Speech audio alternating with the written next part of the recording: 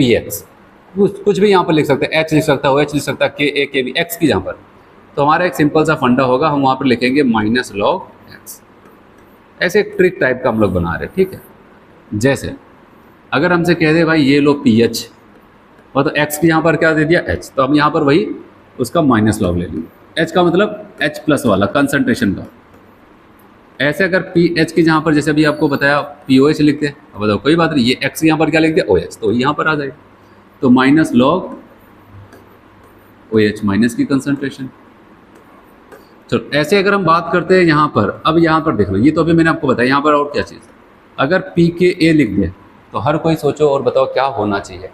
P के ए तो कैसे निकालेंगे, अब बताओगे माइनस लॉग के ए, क्या आ जाता है पी के ए।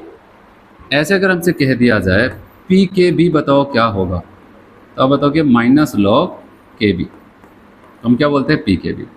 ऐसे अगर हम बात करते हैं एक और पी के डब्ल्यू, जो टर्म्स इस चैप्टर में यूज़ होंगे, ये तो बहुत ज़्यादा यूज़ होंगे, इसके अलावा ये भी आपको मिलते रहेंगे, ये भी कम नहीं मिलेंगे, बहुत ज़्यादा मिलेंगे ये भी। अब पी के डब्ल्यू, हर कोई दिमाग लगाओ, क्या ले, किसका माइनस लॉग है, के डब्ल्यू का, माइनस लॉग के डब्ल्यू। तो ये फॉर्मूला बन के तैयार हो जाता है।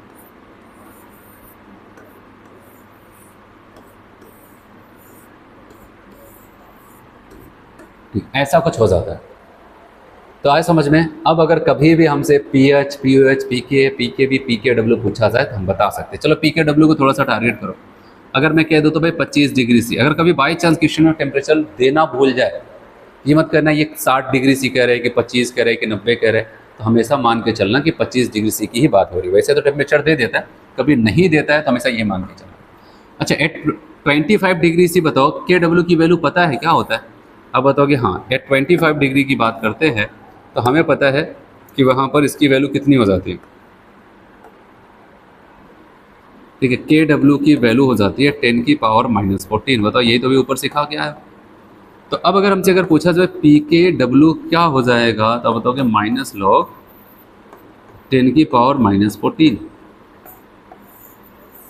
ऐसे। और आपको होता है जब माइनस लॉग लेते हैं तो ये जो पावर होती है वो आगे आ जाता है और पहले से यहाँ पर माइनस है। जब 10 की पावर में कुछ लिखा हो उसका माइनस लॉग उसका लॉग लेते हैं तो जो भी पावर होगा प्लस माइनस साइन के साथ आगे आ जाएगा। पहले से यहाँ पर एक साइन पड़ा है, तब बताओगे यहाँ पर क्या हो जाएगा, पी के डब्ल्यू बराबर 14, क्योंकि इसके बाद क्या बचेगा लॉग 10, और लॉग 10 की वैल्यू कितनी हो जाती है, तो यहाँ पर पी के डब्ल्यू की वैल्यू क्या आ जाती है, 14 आ जाता है। तो कहने का मतलब अगर हमसे यहाँ पर देखा जाए के डब्ल्यू की वैल्यू 10 की पावर -14 है, तो पी के डब्ल्यू की वैल्यू माइनस लॉग 10 की पावर -14, मतलब के डब्ल्यू की वैल्यू को यहाँ पर रख दिया इस फॉर्मूले में, और रख करके जब सॉल्व करते हैं तो पी के डब्ल्यू की वैल्यू कितनी आ जाती है, 14 आ जाती है। आया समझ में। तो चलिए यहाँ पर बात करते हैं। जो मैंने आपको बताया यहाँ पर वो सारी चीज़ें लिखी गई हैं और वो आपको यहाँ पर बताया। चलिए अब 25 डिग्री सी की बात करते हैं। यहाँ पर एक कन्वर्जन हर कोई ध्यान देगा, ठीक है, जिससे कि बहुत इंपॉर्टेंट फार्मूला हो। हम लोग अभी फार्मूले इकट्ठा कर रहे हैं, अभी सभी पता चलता है कि क्वेश्चन में सभी फार्मूले लग गए, ठीक है, तो वो आपको ध्यान देना है। यहाँ पर देखो अभी हमें पता है कि अगर के डब्ल्यू की बात करते हैं, जैसे यहाँ पर के डब्ल्यू, इसकी वैल्यू क्या हो जाएगी, H plus concentration O H minus की कंसनट्रेशन इक्वल टू 10 की पावर -14 आ जाता है। तो अब आपको पता है अगर हम एक काम करें यहाँ पर दोनों साइड, जैसे यहाँ पर क्या H plus O H minus, ये मल्टीप्लाई है तब ये आ रहा है। अगर मैं इधर और इधर दोनों साइड क्या कर लूँ, यहाँ पर एच आपको यहाँ पर माइनस लॉग, ठीक है, इधर एच ओ एच और यहाँ पर इनका दोनों साइड अगर माइनस लॉग ले लिया जाता है तो एक फार्मल यहाँ पर एक फाइनल फॉर्मूला बन के तैयार हो जाता है, वो होगा P H plus P O H बराबर 14। ये हमेशा याद रखना, P H plus P O H बराबर 14 आ जाता है। कब आएगा, जब हमें ये फॉर्मूला पता है, तभी ऊपर पढ़ा के आए, H plus concentration into H minus की कंसनट्रेशन को मल्टीप्लाई करते हैं 10 की पावर -14 आ जाता है। अब दोनों साइड लॉग ले लेते हैं, तो लॉग लेने के बाद ये क्या बन जाएगा, एच प्लस, बताओ एच प्लस का माइनस लॉग क्या हो जाता है, पी एच, और ओ एच माइनस का माइनस लॉग क्या हो जाता है, पी ओ एच, और इनका माइनस लॉग अभी निकाल के आ रहे हैं ऊपर, कितना हो जाएगा 14।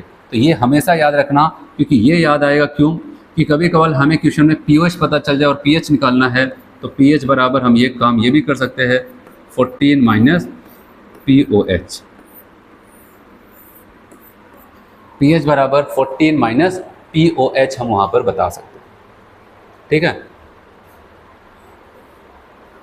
तो अगर हमें पता चल जाए 14 में से पीएच को घटा देंगे तो पीएच आ जाएगा, और कभी पीएच निकालना है, पीएच पता है तो 14 में से उसको घटा देते हैं, क्योंकि दोनों का सम मिल करके 14 होता है। और अब यहाँ पर पीएच स्केल की बात आएगी, और यहाँ पर ध्यान देना क्या होता है पीएच स्केल पे। और पीएच स्केल की बात करते हैं तो याद रखना कि अगर पहले हम यहाँ पर एक पॉइंट, पीएच स्केल जो normally ordinary pH scale use किया जाता है, ठीक है, उसका रेंज जो हो जाता है वो 0 से लेकर के 14 तक होता है। कहाँ से कहाँ पर होता है? 0 to 14 होता है, 0 से लेकर के 14 तक होता है। और याद रखना है इसमें जो मिडिल पॉइंट जिसको हम 7 कहते हैं, अगर ये पीएच आपको ये पूरी कहानी याद रहे कि 25 डिग्री सी की ही आपको सुनाई जा रही है, ठीक है, और क्योंकि हमारे दिमाग में वही बैठा रहता है तो इसीलिए इसको याद रखना। कह रहे अगर 25 डिग्री सी की बात करते हैं, अगर आपको पीएच की वैल्यू 7 आई तो उसको हम कहते हैं ये न्यूट्रल पीएच है। क्या है? न्यूट्रल है। अगर किसी का भी 7 आ जाए कहोगे इसका बिहेवियर न्यूट्रल होगा। और याद रखना अगर वो 7 से कम होने लगे तो इसका मतलब क्या हो जाता है? 7 से कम जितना भी होगा सब एसिडिक में आता है। 7 के ऊपर बेसिक, 7 के नीचे एसिडिक, और 7 आया तो न्यूट्रल। कहाँ पर? ये 25 डिग्री सी की पूरी कहानी है। और 7 से जितना नीचे आता जाएगा एसिडिक स्ट्रेंथ बढ़ती जाएगी, और 7 के जितना ऊपर जाता जाएगा बेसिक स्ट्रेंथ क्या हो जाएगी? बढ़ती जाती है। तो मतलब हम यहाँ पर देख रहे हैं 7 से नीचे आने पर एसिडिक स्ट्रेंथ, मतलब जितना पीएच कम उतना एसिडिक स्ट्रेंथ। अच्छा, बेसिक स्ट्रेंथ के लिए जितना पीएच ज़्यादा उतना ज़्यादा बेसिक स्ट्रेंथ हो जाता है। तो इसका मतलब अगर हम लोग यहाँ पर लिखें तो हम यही तो कह सकते हैं भाई, पीएच कब एसिड के लिए एसिडिक स्ट्रेंथ कब हो रही थी? जब पीएच कम था। मतलब एसिडिक स्ट्रेंथ पीएच के क्या हो जाता है? इनवर्सली। और बेसिक स्ट्रेंथ पीएच के क्या हो जाता है? डायरेक्टली। एसिडिक स्ट्रेंथ क्या हो जाता है? पीएच के इनवर्सली, और बेसिक स्ट्रेंथ क्या हो जाएगा? पीएच के डायरेक्टली हो जाएगा। मतलब जितना कम पीएच, यही तो होगा भाई, जितना कम पीएच उतना ज़्यादा एसिडिक।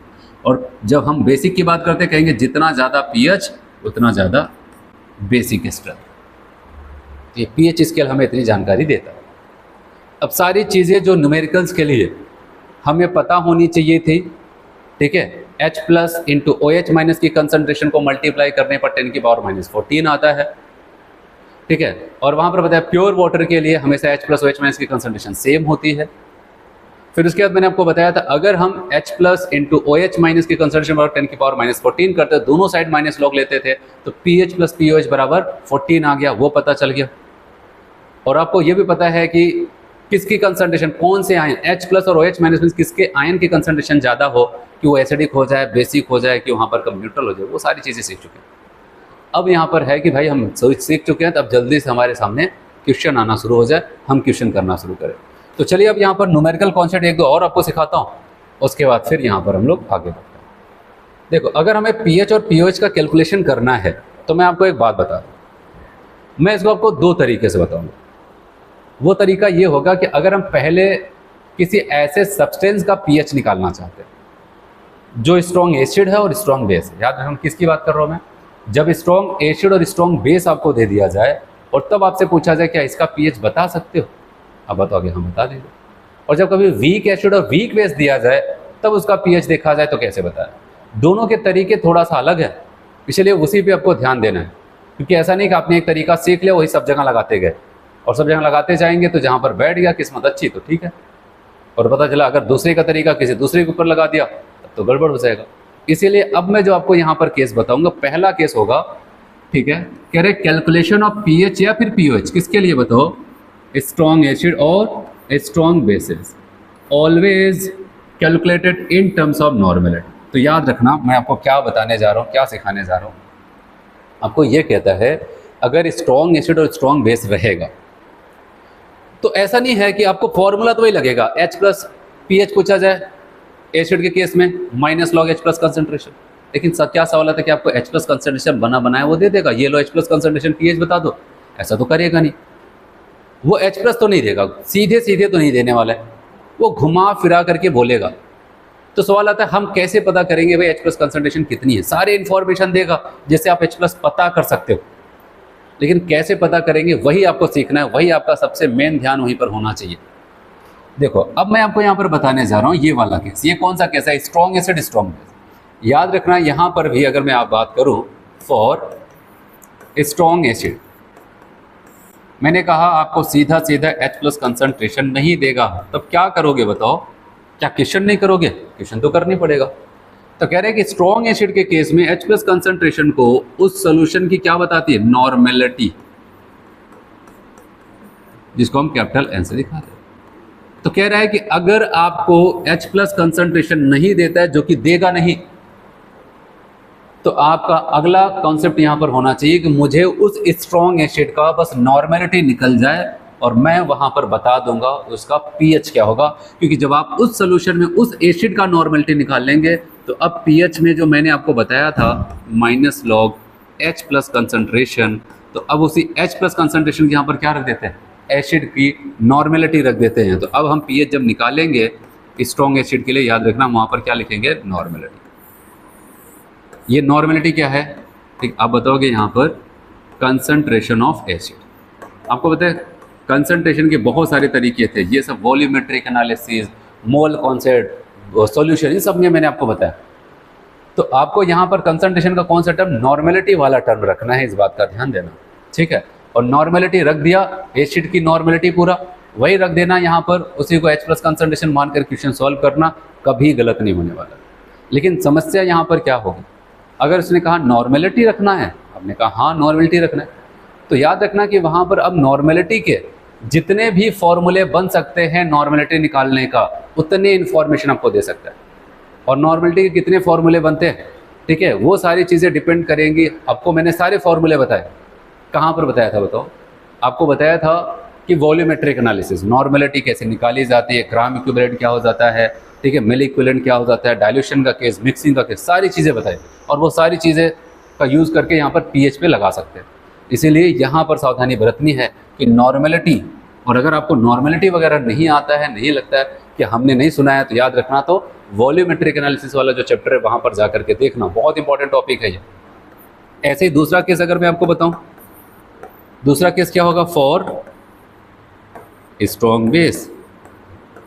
अगर स्ट्रॉन्ग बेस हुआ तो उस कंडीशन में आप क्या सोचते हो? और हमेशा याद रखना जब बेस की बात आती है तो हम पीएच को तुरंत नहीं बताते, पहले पीओएच बताते हैं। वहां पर कहता है स्ट्रॉन्ग बेस के केस में OH माइनस की कंसंट्रेशन को कौन बताएगा? आपको बताया फिर से वही, ठीक है, नॉर्मेलिटी, ठीक है। तो नॉर्मेलिटी, अब बेस के केस में भी अगर कोई स्ट्रॉन्ग बेस है तो वहां पर OH माइनस कंसंट्रेशन को कौन बताएगा? नॉर्मेलिटी। और बेस के केस में हमारा पहला उद्देश्य होगा कि हम डायरेक्ट पीएच नहीं बताएंगे, पहले पीओएच निकालेंगे। और पीओएच निकालने का फॉर्मूला मैंने आपको सिखाया, OH माइनस की concentration, minus log OH minus की कंसंट्रेशन। अब यहाँ पर POH बराबर, आप बताओगे माइनस लॉग, अब OH माइनस की कंसंट्रेशन में क्या लिख सकते हैं आप? नॉर्मेलिटी, ठीक है, ऐसा कुछ हो जाता है, ऐसा समझ में। तो क्या सीखा आपने बताओ यहाँ पर? तब मैं न्यूमेरिकल तरफ आपको लेके चलूँ। आपने यही सीखा कि अगर स्ट्रॉन्ग एसिड होगा तो हमारा पूरा फोकस नॉर्मेलिटी निकालना होगा, दिए गए इन्फॉर्मेशन से नॉर्मेलिटी निकालो चाहे जैसे, और उसी को H प्लस मान करके लगा दो, पीएच आ जाएगा, कभी गलती नहीं होगी। अगर स्ट्रॉन्ग बेस है तो हमारा फिर से टारगेट होगा उस बेस की नॉर्मेलिटी निकालना, और नॉर्मेलिटी आपने निकाल लिया तो वही आपको OH माइनस समझ करके वहाँ पर रख करके POH निकाल लेना है। और जब POH आ जाएगा तो मैंने आपको एक टूल्स तो बताया ही, भाई pH निकालना है तो आप क्या करोगे? 14 माइनस POH कर दोगे। 14 माइनस POH कर देते हो तो आपका यहाँ पर pH की वैल्यू आ जाती है। बताओ कोई दिक्कत यहाँ पर? हाँ दिक्कत हो सकती है, ये नॉर्मेलिटी कैसे निकलेगी? तो उसके लिए यहाँ पर तो मैं तरीका बताऊँगा जितना भी हो पाएगा, लेकिन इसके बारे में पूरा डिटेल में, पूरा एकदम विस्तृत रूप में आपको बताया गया है वॉल्यूमेट्रिक एनालिसिस में, तो वहाँ जा करके आप देख सकते हो। तो चलो इतना क्लियर है सबको? हटाए, इसको हटाते हैं और आगे बढ़ते हैं। पीएच बराबर minus log H plus concentration, ये स्ट्रॉन्ग एसिड के केस में तो वहाँ पर नॉर्मेलिटी आ जाता है। पीओएच के यहाँ पर भी हम क्या करते हैं? बेस की नॉर्मेलिटी रखते हैं। अच्छा, अब यहाँ पर हो सकता है कि आपको क्वेश्चन में कंसंट्रेशन दिया है एसिड का, लेकिन वो मोलरिटी के रूप में दिया, तो आप क्या करोगे? अब बताओ कोई दिक्कत नहीं, हमें नॉर्मेलिटी बनाना आता है, हम मोलरिटी में किससे? एक्स से, इक्विवेलेंट फैक्टर से मल्टीप्लाई कर देते हैं, पता चल जाता है। जैसे यहाँ पर एसिड और बेस का केस है तो सिंपल सा, अगर कोई एसिड है जितने एसिडिक एच होंगे वही उसके एक्स की वैल्यू, अगर बेस है तो जितने उसके पास OH ग्रुप है तो उसके एक्स की वैल्यू, तो उसमें मोलरिटी में मल्टीप्लाई करके नॉर्मेलिटी बना लेता है। और क्या क्या हो सकता है? देखो यहाँ पर कह रहे हैं अगर बाई चांस किसी के लिए एक्स की वैल्यू 1 आ जाए तो आप बताओगे फॉर्मूला तो ये है नॉर्मेलिटी बराबर मोलरिटी इंटू एक्स। अगर x की वैल्यू 1 आ गई तो इसका मतलब क्या हो जाएगा, नॉर्मेलिटी बराबर मोलरिटी। ठीक है, ये कह रहा है भाई अगर x की वैल्यू 1 हुई तो नॉर्मेलिटी बराबर मोलरिटी, और मोलरिटी बराबर n अपान v, और n बराबर mass upon molecular weight into volume in litre. ये सारी चीजें कंसंट्रेशन पढ़े। और नॉर्मेलिटी का और फॉर्मूला अगर वो यूज करवाना चाहें, मैं यहाँ पर थोड़ा थोड़ा लिख दिया हूँ।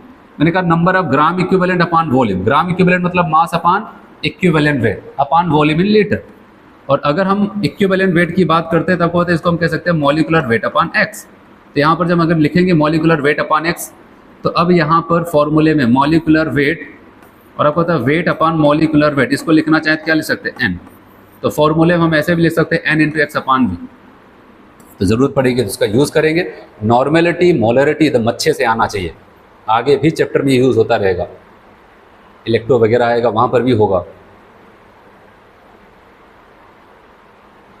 अब आपसे यहाँ पर कुछ एग्जाम्पल से देखते हैं आपको आ रहा है। कह रहे हैं find out pH of the following solution से एग्जाम्पल है। कह रहे हैं अगर 10 की पावर -3 मोलर HCl हो तो पीएच क्या होगा। अब बताओ x के लिए, HCl के लिए x की वैल्यू क्या है 1, मतलब जो मोलरिटी वही क्या है नॉर्मेलिटी। तो इसका मतलब आप बताओगे H प्लस कंसंट्रेशन मैंने क्या बताया था, नॉर्मेलिटी बताएगी, और यहाँ पर नॉर्मेलिटी मोलरिटी सेम है और उसकी वैल्यू कितनी है 10 की पावर -3। और जब इसका pH लेंगे तो आपको पता है pH बराबर फॉर्मूला 10 की पावर -H प्लस, और H प्लस के यहाँ पर कितना रखना है 10 की पावर -3। अब बताओ कि यहाँ पर दिया था ये एसिड की कंसंट्रेशन, लेकिन हमें H प्लस रखना था, लेकिन मैंने आपको यहाँ पर बताया कि इसके लिए x की वैल्यू 1 है, तो यहाँ पर जो मोलरिटी है वही नॉर्मेलिटी होगा इस एसिड का, यहाँ पर रख देते हैं। तो -log 10 की पावर -3, तो pH कितना आ जाएगा 3। ऐसे HNO3 का केस आ जाता है 10 की पावर -4 मोलर HNO3, तो इसके लिए भी x की वैल्यू हर किसी को पता है कितना है 1, क्योंकि एसिड के केस में क्या देखते हैं हम लोग H प्लस कंसंट्रेशन देखते हैं। और यहाँ पर भी आप बताओगे x है तो यहाँ पर मतलब कि क्या आ जाएगा, आप बताओगे H प्लस कंसंट्रेशन ही क्या हो जाएगा 10 की पावर -4, क्योंकि आपको बताया यहाँ पर नॉर्मेलिटी मोलरिटी बराबर होंगे और उसकी वैल्यू कितनी है 10 की पावर -4, और ये हमें H प्लस कंसंट्रेशन तक पहुँचाएगा। इसका मतलब H प्लस कंसंट्रेशन 10 की पावर -4 है, पीएच कितना आ जाएगा 4। चलो बेस का केस मैं आपको बता रहा हूँ, यहाँ पर जैसे लिखा है उसको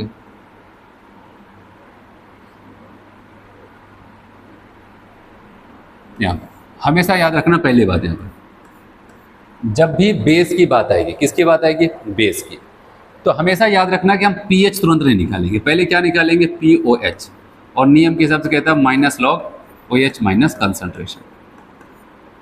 अब ध्यान देना यहाँ पर कि सवाल आता है कि क्या यहाँ पर आपको OH माइनस, आप बताओगे ये तो पूरे बेस का दिया है, तो कोई बात नहीं, इस बेस की नॉर्मेलिटी, क्योंकि x की वैल्यू कितनी होती है OH ग्रुप कितना है 1, तो नॉर्मेलिटी 1 वो मोलरिटी के बराबर होगा, इसकी मोलरिटी 10 की पावर -4 है, और अब बताओ कि यही नॉर्मेलिटी क्या हो जाएगा OH माइनस कंसंट्रेशन। तो अब यहाँ पर POH जब हम निकालेंगे तो हम कहेंगे भाई -log OH माइनस कंसंट्रेशन कितनी है 10 की पावर -4 आया, तो अब POH की वैल्यू क्या आ जाएगी 4। ऐसा नहीं कि एक ऑप्शन में 4 आ गया उसी को टिक कर दिया, अभी POH है, आपसे pH पूछा जा रहा है, तो pH बराबर आपको क्या बताया था बताओ 14 माइनस POH कितना 4, तो pH बराबर आ जाएगा कितना आपका 10 ऐसा। तो pH की वैल्यू कितनी आ जाती है 10 आ जाता है। ऐसे एक दो एग्जांपल और फिर क्वेश्चन पे आ जाते हैं ना।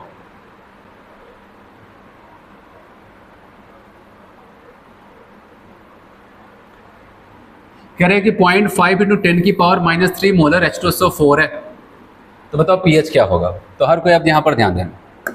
अब सवाल है क्या इसी को हम H प्लस कंसंट्रेशन मान ले, नहीं, मैंने कहा था यहाँ पर नॉर्मेलिटी निकालना है। नॉर्मेलिटी का फॉर्मूला क्या मोलरिटी इंटू एक्स। अब बताओ मोलरिटी की वैल्यू उसने लिया है 0.5 × 10 की पावर -3। अब हर कोई बताओ यहाँ पर H2SO4 में कितने H हैं 2, तो x की वैल्यू कितनी 2, तो अब इसमें x की वैल्यू 2 है, तो 2 से मल्टीप्लाई 5 × 2 कितना हो जाएगा 10, तो मतलब 1 हो जाएगा, क्योंकि 0.5 था।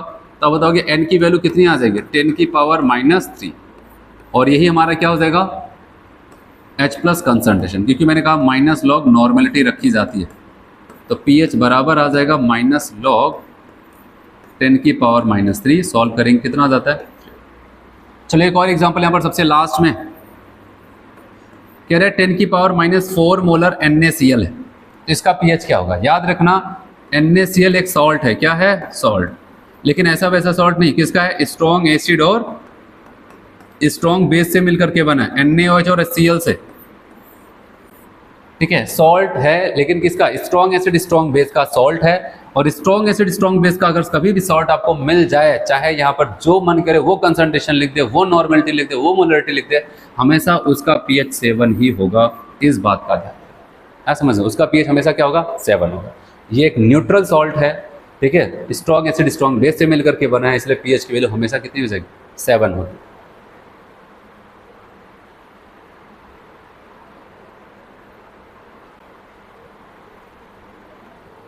चलिए, अब यहाँ पर आपको बार बार वही चीज़ सिखाया जा रहा है कि याद रखना कि नॉर्मेलिटी बहुत इंपॉर्टेंट है, तो इसीलिए मोलरिटी दिया तो x से मल्टीप्लाई करके नॉर्मेलिटी निकाल सकते हैं। और आपको अगर इन्फॉर्मेशन वहाँ पर और सारी चीज़ें देते हैं तो नॉर्मेलिटी का ये formula mass of solute into 1000 upon equivalent weight of solute into volume of solution, ये रख करके भी हम वहाँ पर बता सकते हैं। चलिए, उसके अलावा यहाँ पर एक टूल्स आपको बताया जा रहा है, उसके बाद क्वेश्चन पे आ जाते हैं हम लोग। यहाँ पर कह रहे हैं कि अगर नॉर्मेलिटी या फिर H प्लस कंसंट्रेशन आपको थोड़ा ऐसा घुमा फिरा के दिया जाए x इंटू 10 की पावर -y, तो हम क्या करेंगे, तो याद रखना जब भी इसको ऐसा सॉल्व करेंगे, मतलब pH बराबर, तो मैंने कहा नॉर्मेलिटी हो जाएगा माइनस लॉग नॉर्मेलिटी, और उसकी वैल्यू अगर कुछ ऐसे दिया x इंटू 10 की पावर -y, ठीक है। तो जब हम इसको सॉल्व करेंगे, ठीक है, तो -y यहाँ पर माइनस, ये आगे आ जाएगा y, फिर माइनस लॉग जो बचा हुआ यहाँ पर कितना x, ये। तो इस टाइप का वहाँ पर आपको मिल सकता है, क्योंकि अगर आपका कैलकुलेशन अच्छा है तो ठीक है, जिनका नहीं है मैं उनके लिए बता रहा हूँ। 10 की पावर समथिंग करके आता है, x इंटू 10 की पावर समथिंग है, जो भी पावर है, ठीक है, माइनस में है प्लस में है तो उसको आगे कर देना, क्योंकि माइनस यहाँ पर पहले से यहाँ पर माइनस था, माइनस में प्लस हो गया, फिर इसमें से घटाएंगे कितना, लॉग x को घटा देंगे, ठीक है, तो ये आ जाता है वहाँ पर। चलो, अब आप क्वेश्चन बताओ, बहुत सारा हो गया, ठीक है, क्योंकि अब क्वेश्चन करेंगे तभी आपको क्लियर होगा कि हम क्या बात कर रहे हैं। चलिए, कह रहा है कि if 3.65 gram HCl dissolve in कितने में 1000 ml of water, find out the pH। बताओ, क्या H प्लस कहीं दूर दूर तक दिख रहा है, नहीं दिख रहा है ना। HCl को पहचानते हो क्या है, ये एक स्ट्रॉन्ग एसिड है और हमें H प्लस का